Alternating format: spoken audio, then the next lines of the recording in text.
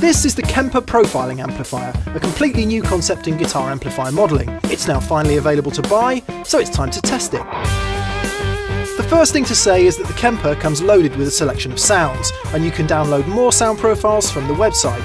That's really no different from any other modelling amp. The big difference with the Kemper, however, is that it enables you to profile, that's to say to model, whatever amp you like. Here's how to do it. Set up your amp as usual and mic the speaker so you're happy with the recorded sound. You don't have to mic the speaker, you can also use a direct out. Now unplug your guitar from the amp and connect the microphone cable to the return XLR on the back of the Kemper. Connect the direct out from the Kemper to the input of the amp.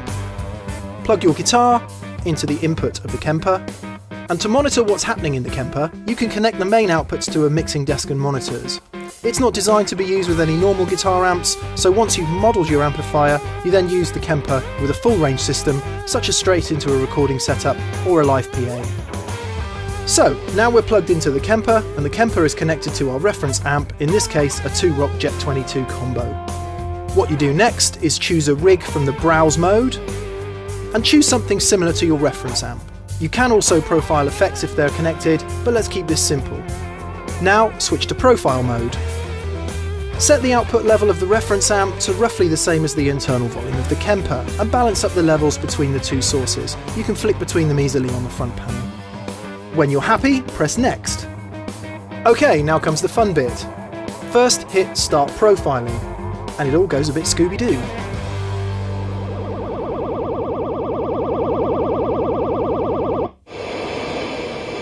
Once you've profiled the amp, there are various options to help you manually refine it, but when you're happy you can store the resultant profile as a new rig to be recalled when you need it. What's also interesting is when you recall the model, you can even change the gain, EQ and all the basic sounds of the amplifier, adding effects, taking them away, doing whatever you want.